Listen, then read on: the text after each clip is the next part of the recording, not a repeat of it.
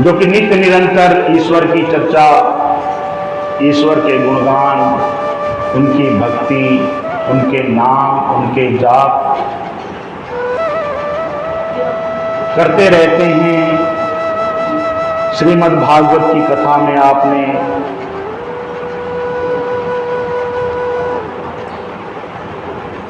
आपने सुना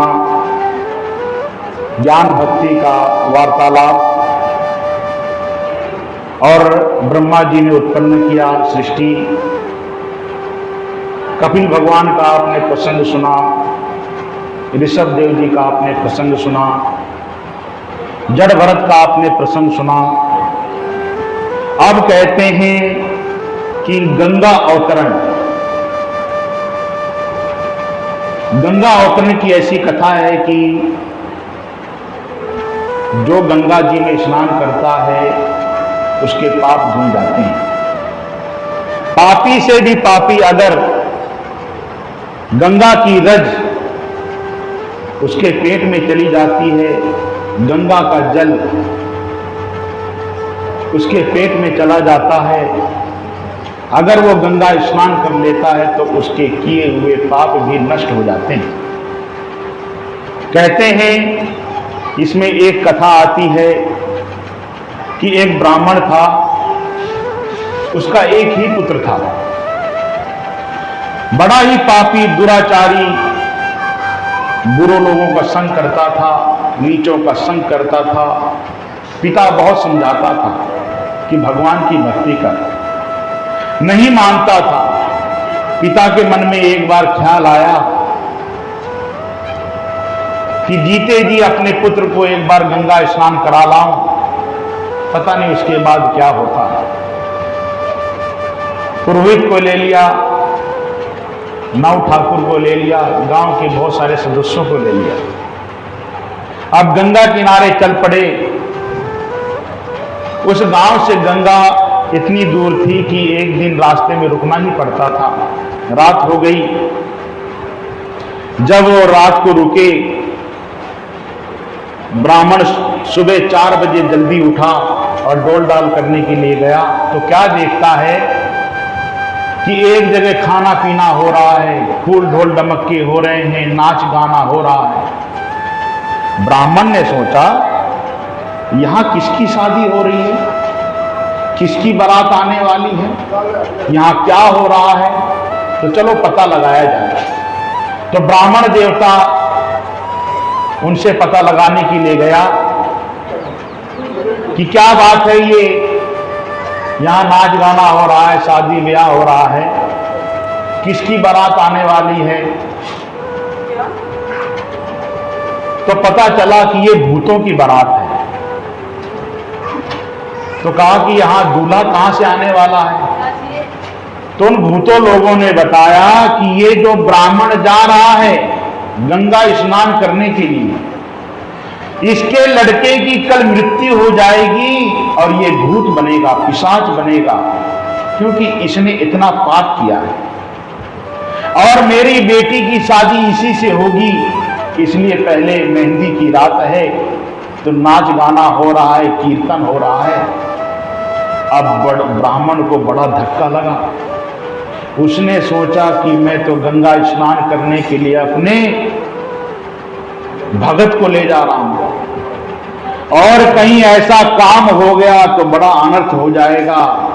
अब उसने गया, ब्राह्मण के पास कुछ नहीं कहा, और जाके गंगा स्नान जब पहुंचे तो थोड़ी ही दूर गंगा जी थी कि उस पार से एक सांड आया, ऐसे अपने सींगों से बालू को उठाते हुए, गंगा को पार करते हुए, देखते ही देखते उसने अपना सींग उस ब्राह्मण के बच्चे के पेट में डाल दिया। अब डालते ही उसकी मृत्यु हो गई।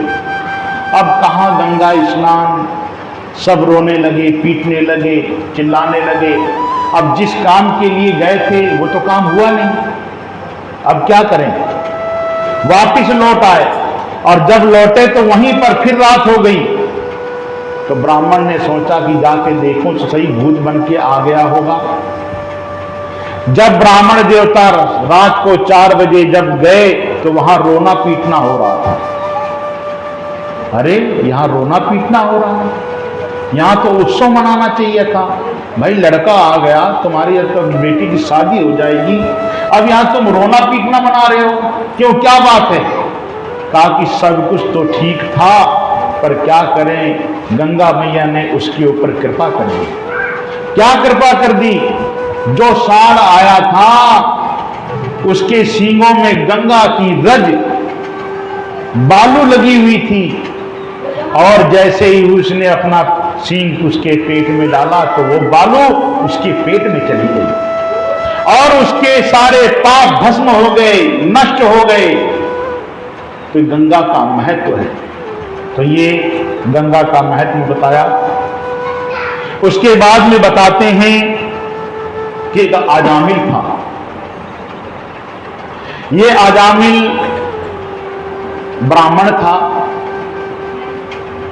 और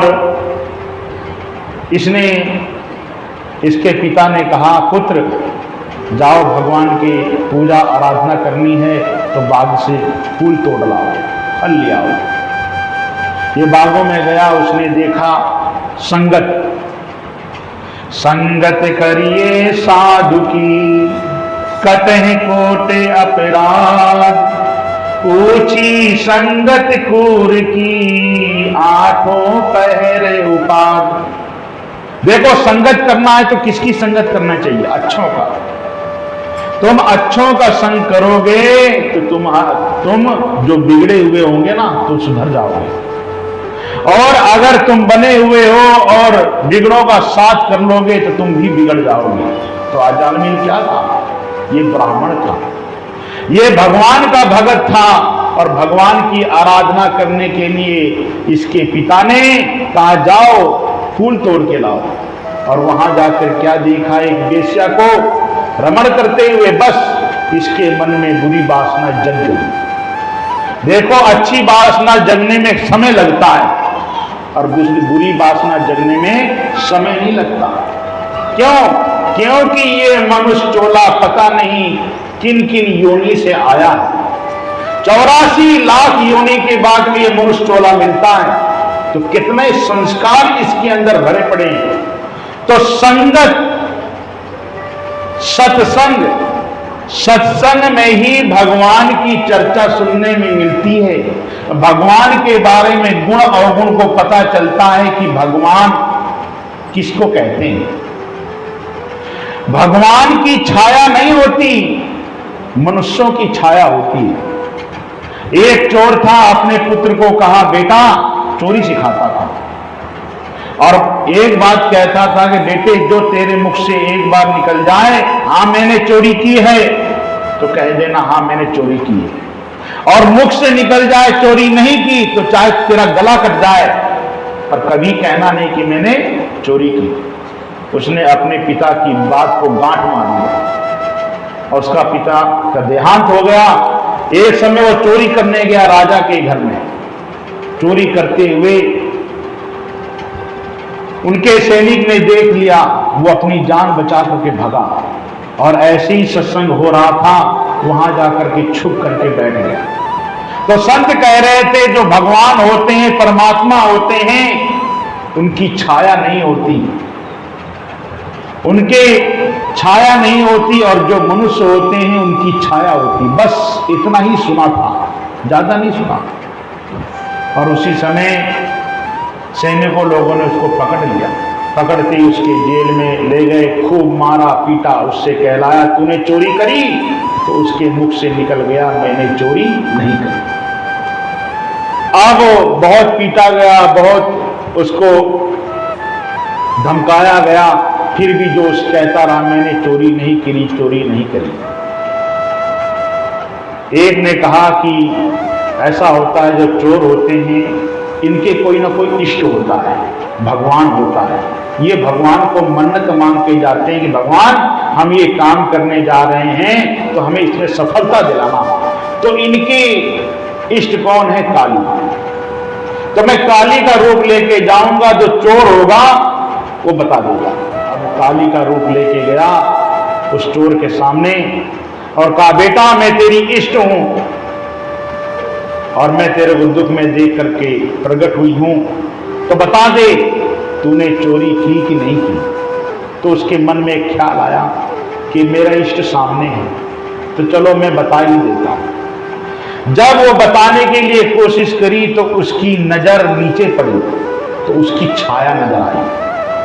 तो उसके मन में आया कि सत्संग में मैंने सुना था कि परम पिता परमात्मा की छाया नहीं होती, भगवान की इष्ट की छाया नहीं होती, इसकी तो छाया है। जिंदगी भर मैंने चोरी करी, अपने पिता की बात मानी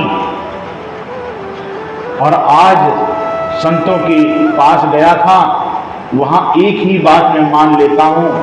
तो उसके मन में आया, उसने कहा कि मैंने चोरी नहीं की।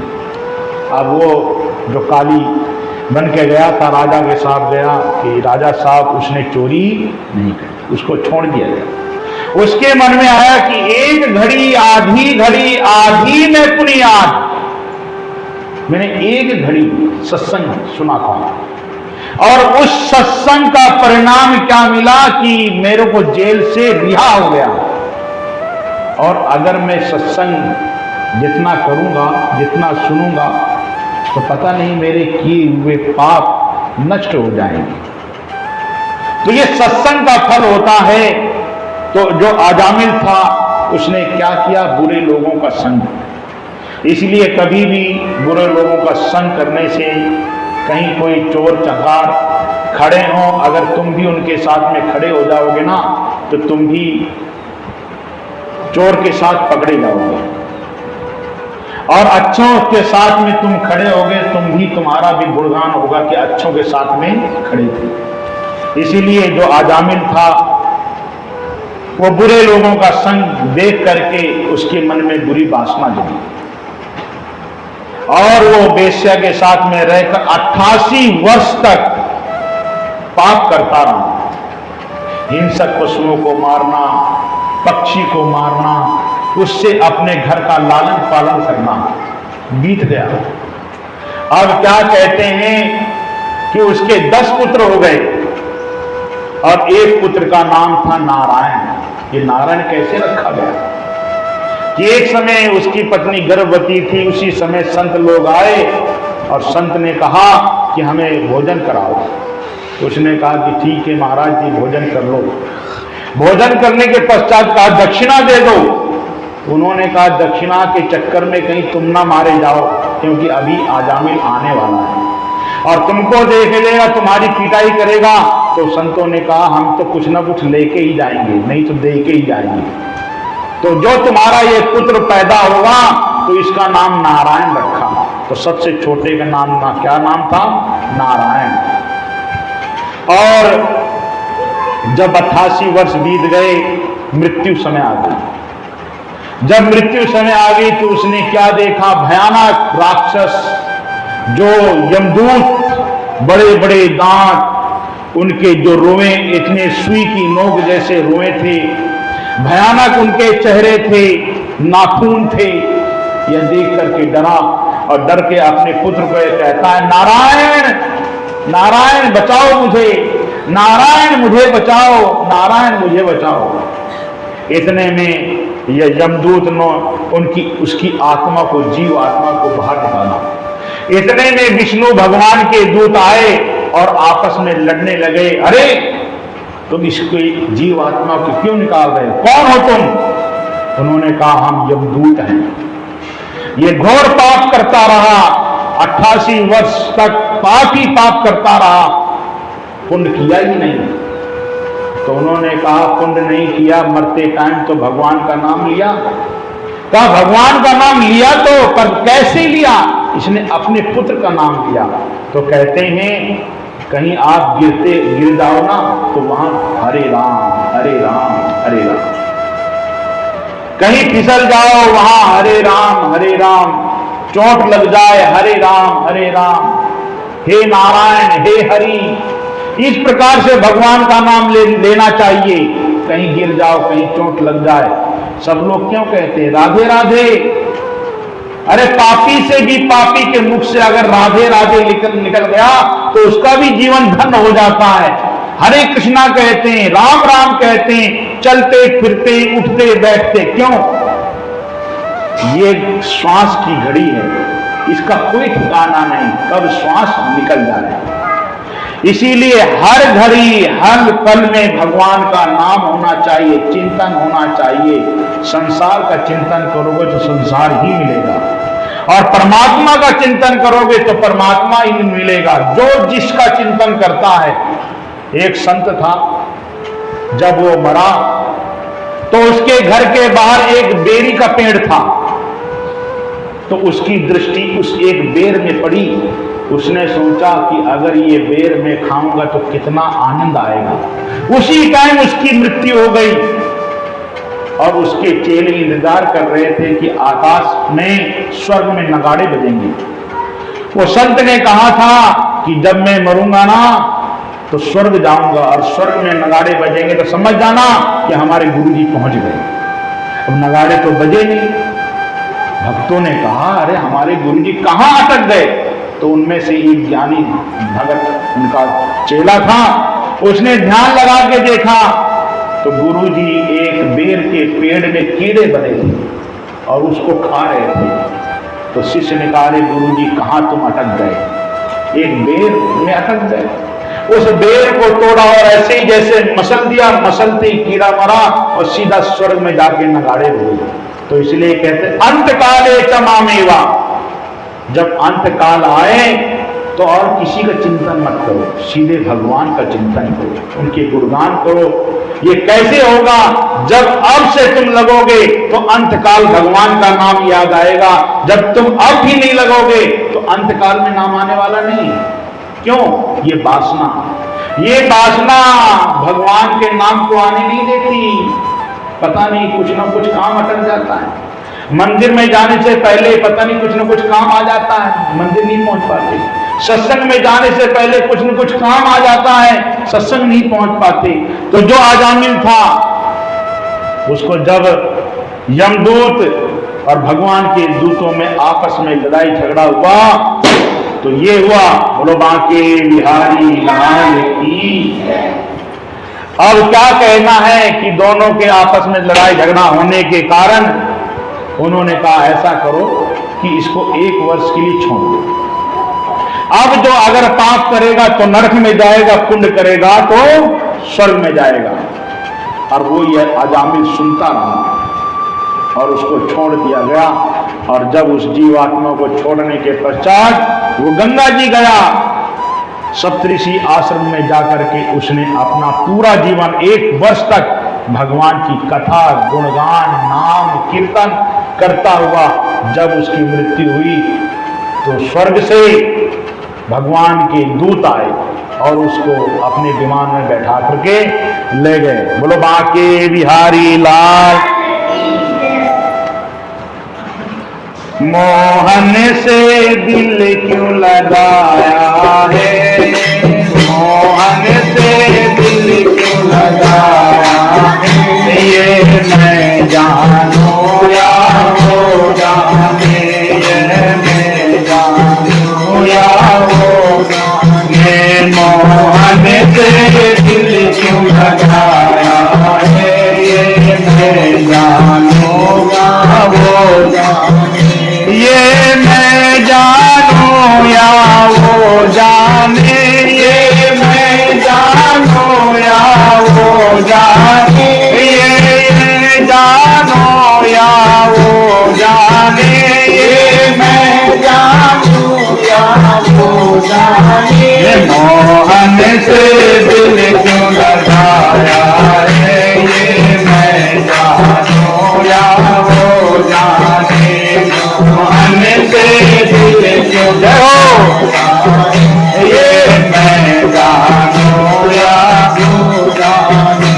हर बात निराली है उसकी, हर बात निराली है उसकी, हर बात में है उसके छलिया हर बात में, उसके छलिया छलिए पे दिल क्यों आया है, छलिए पे दिल क्यों आया है, ये मैं जानूंगा वो जाने मोहन से क्यों लगाया है, ये मैं जानूंगा वो जाने, ये जाने ये मैं जानो, ये मैं जानो वो जाने, ये मैं जानो ये जाने, ये मैं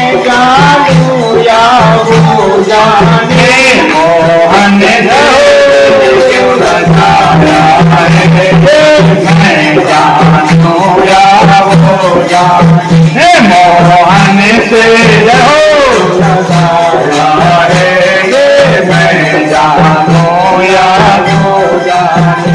हर चाल निराली है उसकी, हर चाल निराली है उसकी, हर चाल निराली है उसकी, हर चाल निराली है उसकी, हर चाल में उसके टेढ़ापन, हर चाल में उसके टेढ़ापन, हर चाल में उसके टेढ़ापन, हर चाल में उसके टेढ़ापन, टेढ़े पे दिल क्यों आया है, ये मैं जानू या वो जाने, टेढ़े पे दिल क्यों आया है, ये मैं जानू या वो जाने, मोहन से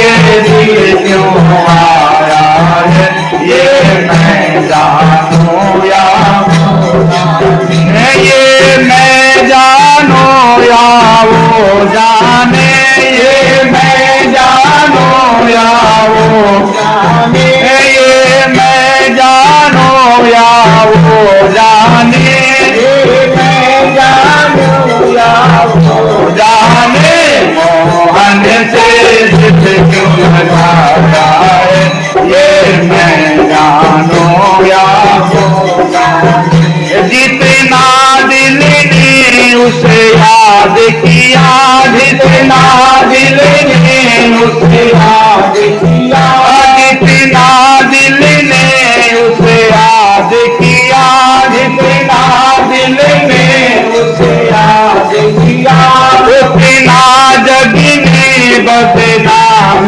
किया, उतना जग ने बदनाम किया, उतना जग ने बदनाम किया, उतना जग ने बदनाम किया, बदनामी का फल पाया है, ये मैं जानू या वो जाने, बदनामी का क्या पाया है, ये मैं जानू या वो जाने, मोहन से दिल क्यों आया है, ये मैं जानू या वो जाने, ये मैं जानू या वो जाने, ये मैं जानू या वो जाने, ये मैं जानू या वो जाने, ये मैं जानू या वो जाने, मोहन से दिल आया है, ये मैं जानू या वो जाने, मोहन से दिल क्यों लगाया है, ये मैं जानू या वो जाने, दिखता है कभी दिखता ही नहीं, दिखता है कभी दिखता ही नहीं, दिखता ही कभी दिखता ही नहीं, दिखता है कभी दिखता ही नहीं, नजरों से मेरी हटता ही नहीं, नजरों से मेरी हटता ही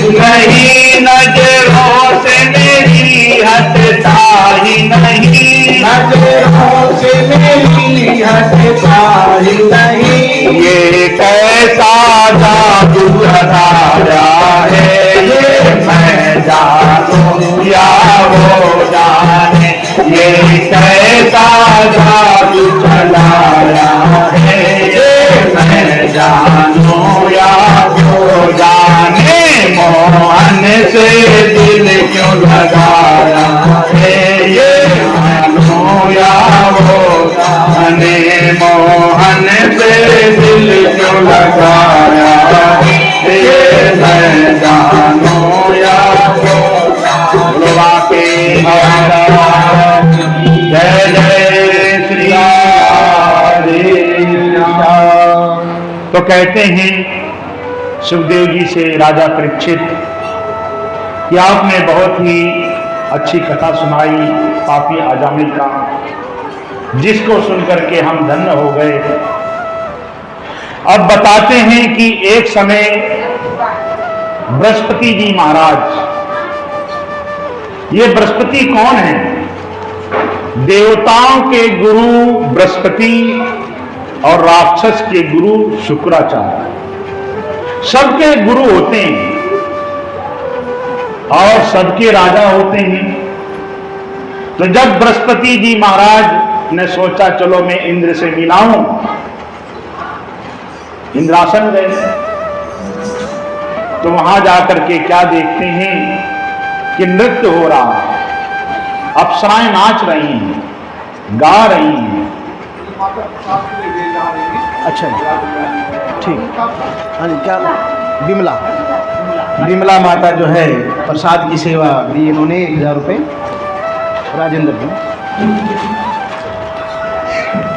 जय जय श्री राधे श्याम। जब बृहस्पति जी महाराज इंद्र के पास गए तो वहां नृत्य चल रहा था, अप्सराएं नाच रही थी। इंद्र ने देखा कि मेरे गुरु जी आ गए।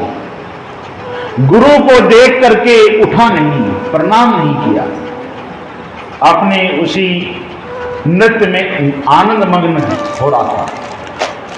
अब गुरु ने सोचा कि यहां मुझे क्या करना रह करके, क्यों? क्योंकि जो इंद्र है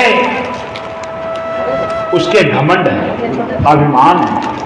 क्यों? मैं राजा हूं, देवताओं लोगों का राजा हूं मैं।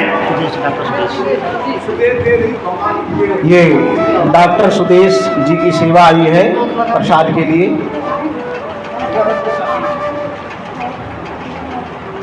इंद्र को अभिमान था अपने राजा पने का। तो जो बृहस्पति महाराज थे वहां से चले गए। जब चले गए तो जब नाच गाना बंद हुआ तो इंद्र को लगा अरे मैंने तो बहुत गलत काम कर दिया। क्या गलत काम कर दिया कि गुरुजी आए और गुरुजी को मैं खड़ा नहीं हुआ और प्रणाम नहीं किया। बस मेरे से बहुत बड़ा पाप हो गया। अब इस पाप का फल क्या है? तो मुझे माफी मांगना चाहिए, प्रायश्चित। कहते हैं कि अपने से अगर कुछ गलतियां हो जाएं तो प्रायश्चित करना चाहिए। अगर प्रायश्चित नहीं करोगे तो यही गलती धीरे धीरे इतने बड़े पाप में बदल जाती है कि उसका निवारण तो तुमको ही करना पड़ेगा, दुख भोग करके। प्रायश्चित कैसे कहते हैं? कहते हैं कि 43 दिन तक एक अनुष्ठान लेना चाहिए कि हमसे पाप हो गया। अब पाप के लिए कई कहते हैं कि मंदिर में जाकर के शंकर भगवान में 43 दिन तक जल डालो तो उस पाप का निवारण हो जाएगा।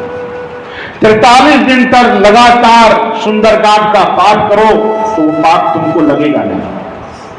43 दिन का ही नियम बताया गया है कि अगर आपसे कुछ पाप हो जाए तो उसका प्रायश्चित करना चाहिए। अगर प्रायश्चित नहीं किया तो पूरा का पूरा फल तुमको ही भोगना पड़ेगा। अब यहां पर इंद्र ने पाप कर दिया। क्या पाप कर दिया? गुरु जी आए और गुरु जी को खड़े होकर के प्रणाम नहीं किया। नहीं प्रणाम किया तो गुरु जी चले गए। अब उसका फल भोगना पड़ेगा। जिस प्रकार से रामायण में एक प्रसंग आता है कि एक भगत था, भूख से व्याकुल था, अयोध्या से उज्जैन पहुंचा। शिव मंदिर में जाकर के भूख के मारे गुरुजी से, ब्राह्मण से खाना मांगा। ब्राह्मण ने उसको दिया। उसने सोचा ये मंदिर में तो बहुत अच्छा है, रह करके अपना गुजारा हो जाए। अब गुरुजी ने कहा कि ऐसा करो, मैं ओम नमः शिवाय का जाप करता हूं तो तुम भी जाप करो। उसने भी मान ली। ओम नमः शिवाय का जाप करते हुए एक समय वही गुरु कहीं बाहर चले गए थे, जब मंदिर में आए तो ओम नमः शिवाय का जाप कर रहा था। खड़े होकर के गुरु को प्रणाम नहीं किया। नहीं प्रणाम करने के कारण शंकर भगवान बड़े क्रोधित हो गए और प्रकट होकर के श्राप दे दिया, हे ब्राह्मण, तूने गुरु का अपमान किया, जा 84 लाख योगी में भटक। अब गुरु ने सोचा कि मेरे शिष्य को श्राप हो गया, तो गुरु ने नमामि शनीशान निर्माण मोहम ये उपासना करी। शंकर भगवान प्रकट हो गए और प्रकट होने के कारण संत ने कहा कि आपने मेरे भगत को श्राप दे दिया है, तो श्राप दूर करो। कहा कि जो दे दिया सो दे दिया, पर एक वरदान और देता हूं कि इच्छा मृत्यु, जब ये चाहेगा कि ये शरीर छोड़ दो तो इसकी मृत्यु हो जाएगी, कष्ट नहीं होगा। तो गुरु का अपमान कर दिया इंद्र ने, तो सोचा इसका प्रायश्चित करने के लिए गुरु के घर जाओ, गुरु के आश्रम जाओ। और गुरु के पास जब गए तो गुरु जी समझ गए इस बात को और गुरु अंतर ध्यान हो गए, वहां से गायब हो गए। खोजते रहे, नहीं मिले। अब यही बात राक्षसों को पता चली, शुक्राचार्य को पता चली। अरे उनके गुरु नाराज होकर चले गए, अब तो धावा मार दो, इंद्रासन को छीन लो, स्वर्ग को छीन लो। अब यहां पर अब ये जितने भी देवी देवता थे ये ब्रह्मा जी के पास पहुंचे। ब्रह्मा जी से कहा त्राहि माम, रक्षा करो। अब ये राक्षस लोग धावा मार रहे हैं, अब हमारे गुरु तो हैं नहीं, अब क्या करें। तो उन्होंने कहा कि विश्व रूप के जो विश्व रूप थे उनको तुम गुरु बना लो। वृत्ता का पुत्र, उसके तुम गुरु बना लो और वही तुमको रास्ता दिखाएंगे। अब वो जितने भी देवता लोग थे इंद्र समेत गए, वृत्ता उसको विश्व रूप को गुरु बनाया। ये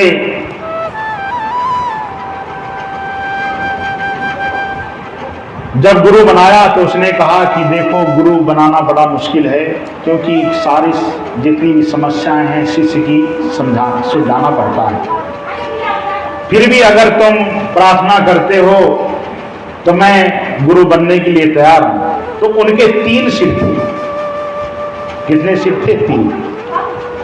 उनकी जो मां थी वो राक्षस की मां थी।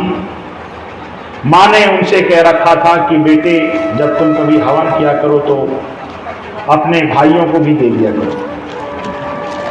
अब उन्होंने जब हवन कर रहे थे उसी समय देवताओं लोगों की भी आहुति दे डाली और चुपके से राक्षसों लोगों को भी आहुति डाल दी। जब इंद्र को पता चला तो इंद्र ने क्या किया कि उसका गला काट दिया। गला काटते ही ब्रह्म हत्या लग गई। अब ब्रह्म हत्या से बचने के लिए क्या किया, वो कमल की डंडी में सरोवर में घुस गए और उसको 4 भागों में बांट दिया। एक जमीन को दे दिया, एक स्त्री को दे दिया, एक जल को दे दिया, ये बांट दिया। अब कहते हैं कि वृत्तासुर त्वष्टा का पुत्र, उन्होंने कहा कि मेरे पुत्र को मार दिया है तो मैं इसका बदला जरूर लूंगा। उन्होंने ऐसी हवन करी, ऐसी यज्ञ करी और यज्ञ की आहुति ये कहनी थी कि मेरा जो पुत्र हो अर्जुन को मारे, और उल्टी आहुति दे दी कि अर्जुन ही इंद्र ही मेरे पुत्र को मारे, मेरा जो पुत्र है इंद्र को मारे, ऐसी आहुति देनी थी। और उन्होंने कह दिया कि इंद्र ही मेरे पुत्र को मारे। और उसी समय वृत्तासुर पैदा हुआ। विकराल इतना बड़ा था कि जमीन से लेकर के आकाश तक, और वो इंद्र को मारने के लिए चल पड़ा। जब इंद्र को मारने के लिए चल पड़ा तो इंद्र और उसने अपनी मैत्री कर ली, दोस्ती कर ली, और कहते हैं विश्वासघात। ये विश्वासघात बड़ा ही दुखदायी होता है, क्योंकि विश्वास पात्र में तो